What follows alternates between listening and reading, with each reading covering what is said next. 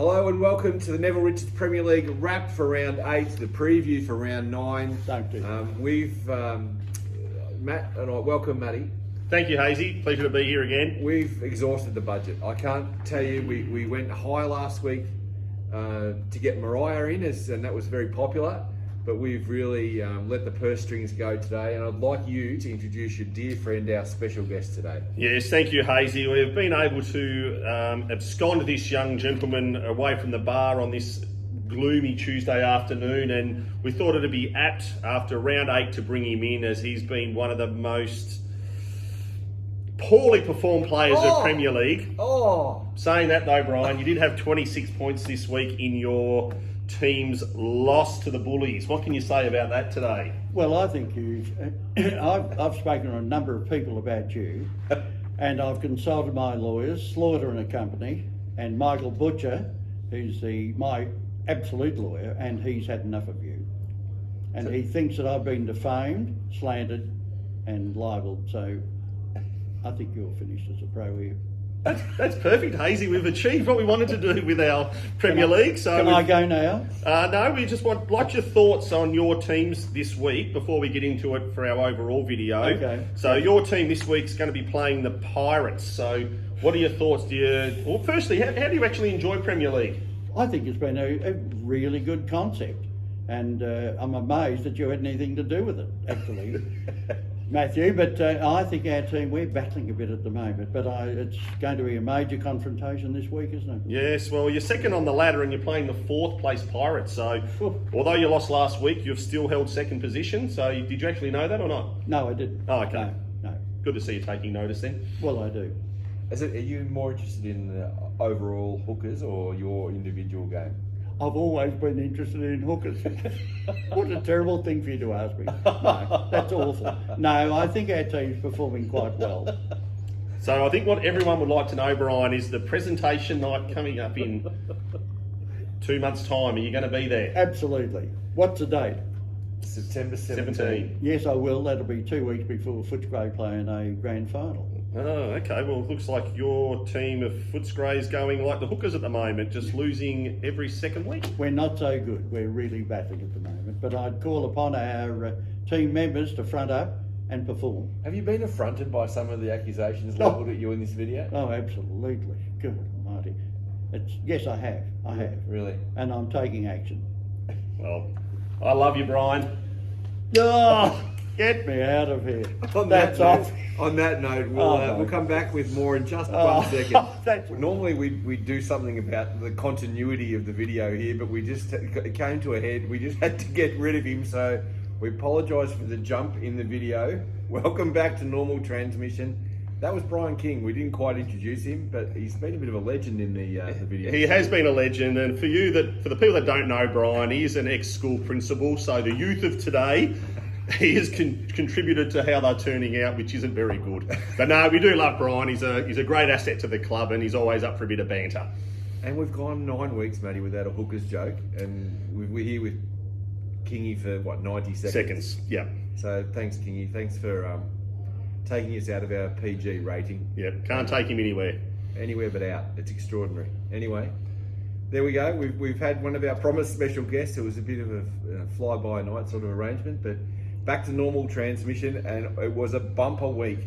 Not so much in the scoring, which I know you're going to come to in a minute, but a couple of heroic deeds, really, Matty, isn't it, to get a big couple of victories over the line on Saturday. There was. It was actually a very low scoring week for the scores this week, Hazy, with actually the combined totals of all teams was actually the lowest for the whole 9 rounds so far. Is that right? Yes, and I don't know if it's a coincidence or not, but the second lowest total was round 1, so when these teams played against each other. So I'm not sure whether there was a bit of nerves amongst them returning back after the first round after the bye, but yes, weather conditions were a little tough, but they weren't obscenely tough like they had been. But we sort of get straight into it there, where we had Brian's team, the Hood Road Hookers. They lost by 2 points to the Back Paddock Bullies. The Hookers in their team, their scorers were led by Jill Barker and Johnny Bowman on 32. Kenny Hughes had 28, while Brian King had 26, and Lynn Kirby only had 20.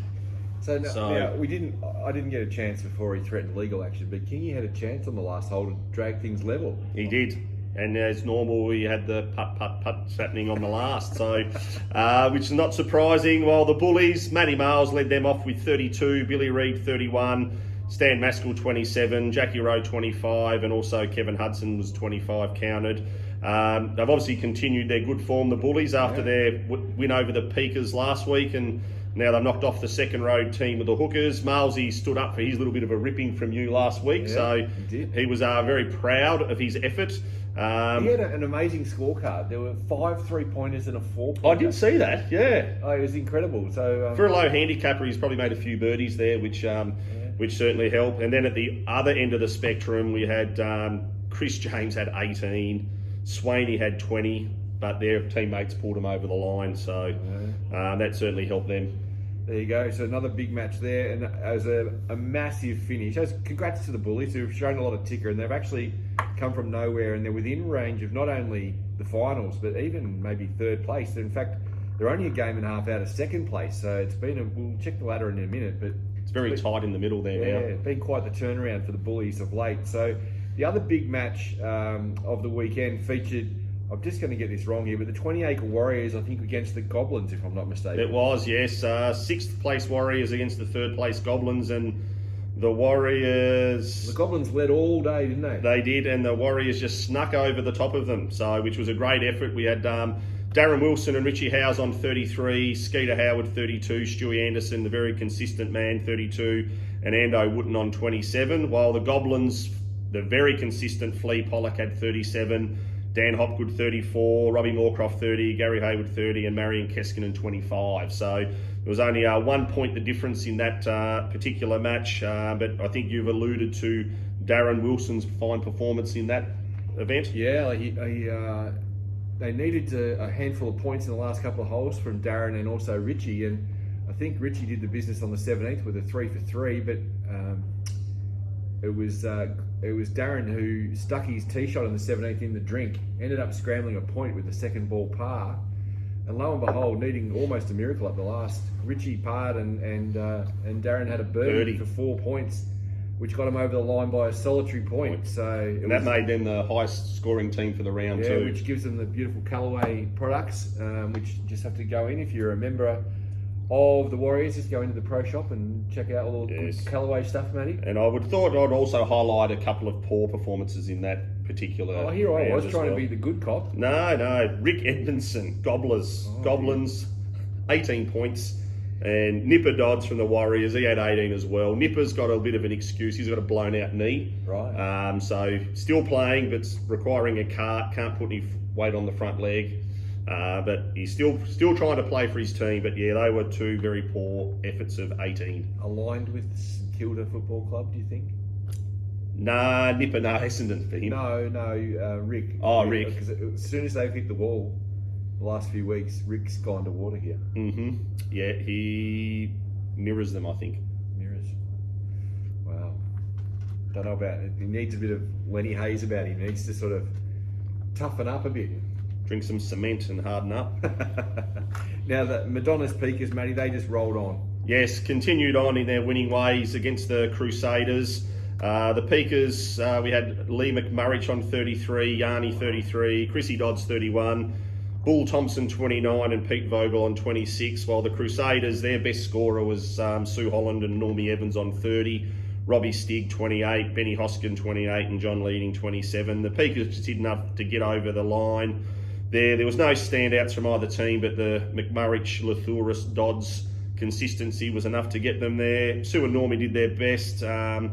Actually, interesting though, like Johnny Leading 27, that's his worst score for the season. So he's just come back from a little sojourn away and hasn't come back with his good golf game.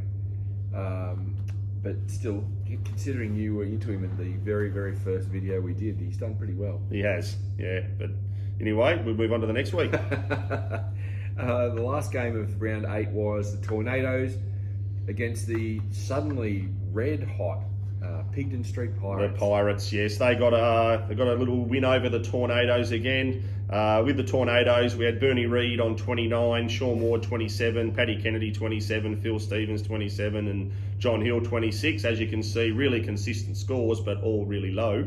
While the Pirates, Justin McGrath, he slammed home a little 37, which one of the last groups in the field for the day, which got his team over the line. It was looking a bit neck and neck there for a while.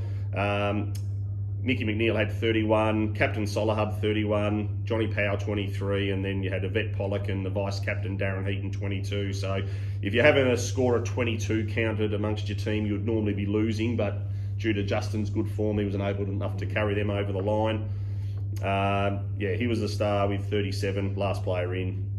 But if you can't get your best player for the Tornadoes, if you can't get over 30, you are going to struggle to win any of these matches. Now the Tornadoes and the Peakers are at opposite ends of this ladder, which we're about to have a look at.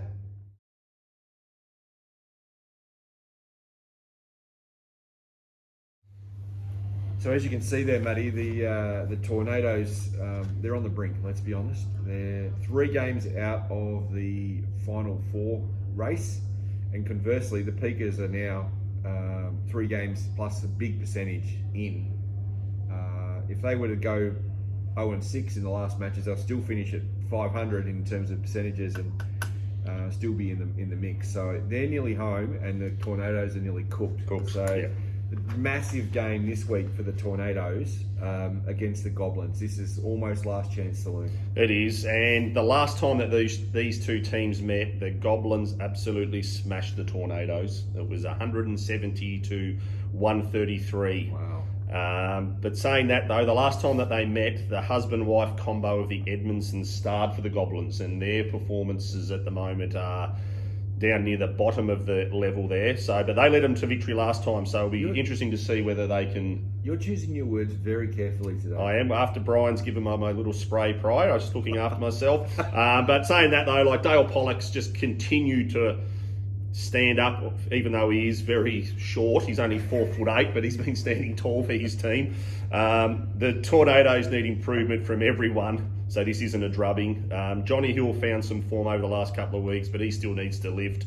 Wardy, Belly, PK, Phil and Judy said the whole team needs to have a bit of a lift here if they're going to get close to the Goblins. Okay.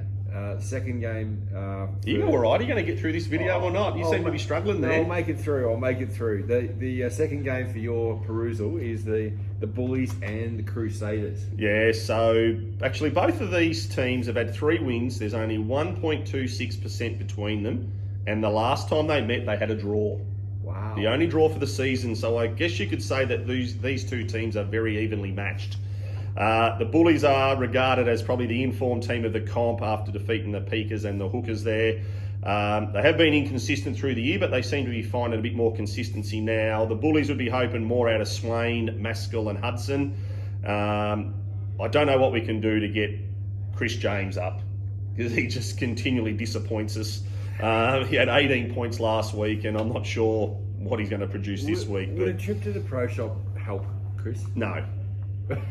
Just straight out, no. No. No lesson, no equipment. There's nothing that can remedy him. No, he's just not very good. And I think the Crusaders, they need Lee Siotis and Manny Golfus and Bill Adams to try and improve their output to lift their team. But theoretically, the Bullies have been in form and they should win. But as we can see from history, they just, a bit like the Hawthorn-Geelong games, doesn't matter where they are on the ladder, I'd expect a tight, close tussle. I like it. The third game for your dissection is the Hookers. I'm just nervous about that after Kingy's visit. And the Pirates. This is a blockbuster in the making. Second versus fourth. Grudge match pitting the president and the treasurer against each other again. Last time they met, the Hookers won a tight tussle by 2 points. The Pirates will be hoping for McGrath, Solahub and McNeil to keep their consistency, while the Hookers there will be hoping for Brian Barrell and Alan Sweeney to return this week, because they missed last week, unfortunately. I think we need to see some monumental form reversals for the Hookers to win. There's been a bit of sledging going on here in the background of this, as you say, the president versus the treasurer.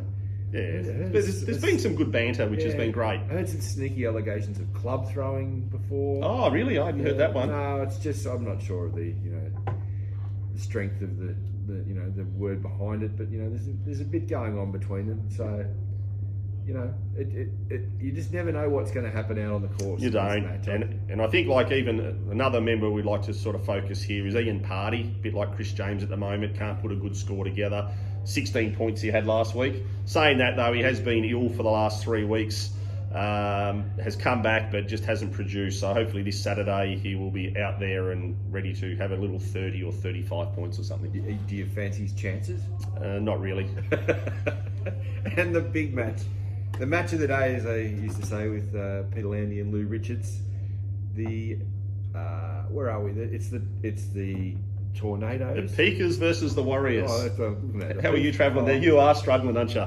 I'm sorry. That's all right. I'll take the anchor role here. So the Peakers and the Warriors, first versus fifth. Last time it was a real close match again, with the Peakers getting over by 3 points, 171 to 168. Some could argue that the Peakers were lucky in that meeting, as that was the round that the McMuffin had 42 points. Ah.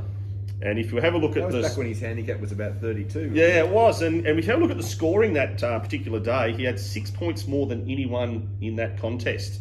And with a 3-point margin there, Warriors were very unlucky to lose that contest. So if Lee can produce that again, we'll only know. Who knows? But the Warriors been a model consistency. With Stewie Anderson, 36, and Richie, they played well in that one. Also, Nipper did in the previous meeting, but he's obviously blown his knee. But if there is a more appropriate time for a leader of the Warriors to stand up, Andrew Wooten, are you listening? You are the supposed superstar of the competition. You are the Dusty of Golf Premier League here at Portarlington, but you are not producing a Zach. Hasn't played to his handicap for the whole Premier League. Not once. Not once. Has he got to 30 many times? He's got to 30, I think, twice from memory. So you guys haven't arranged this bet yet, have you? No, because he won't take it. So we can't come to a mutual decision, so there'll be no bet, and he's not even going to try to get a bet going. But with his team, with Barry Doyle away with working, Nipper's playing on one knee, Helen Powell's been out injured, it is time for the man to stand up. This is how the Middle East peace process broke down. Behaviour like you and him. Yep, that's okay. But I'll just be interested if there's going to be another Yarny Ando bet, because this was where the Palmy and the Pint happened in this round. So I'm sure that they'll be looking at that for Ando to get one back up on Yarny. Well, we'll bring you news of any potential betting. Unfortunately, it looks like Matt's hair and Ando's beard are going to stay intact for a little while longer. It's disappointing. I'm sort of sad in the soul. Yeah, well, if it was the bet went with Ando, that meant you lost your hair too. So. Hair? Oh dear. Now, it hasn't been my sharpest performance, but I do want to thank you and Brian King, of course, for carrying me through. It's been a great couple of weeks off, and it was really good to see it back on Saturday. So we look forward to this Saturday for round 9. Big thanks to Callaway, they've been awesome. Yes, yeah. Callaway and Neville Richards there have been fantastic supporters of this event, and it's just taken the membership imagination, and it's been fantastic to see the banter and members who didn't know each other previously conversing and interacting out there and seeing how they're going. So it's been great. And if you get in time, if you watch this video in time, depends when we all get it together, go down to the pro shop and get into the open tipping competition. Yep. Not too late. Thanks, Matty. I appreciate your time, and we'll reconvene next week. I'm sure there's going to be some breaking news. I've just got that sense in my veins. Yeah, looking forward to it. We'll catch everyone next week. Cheers.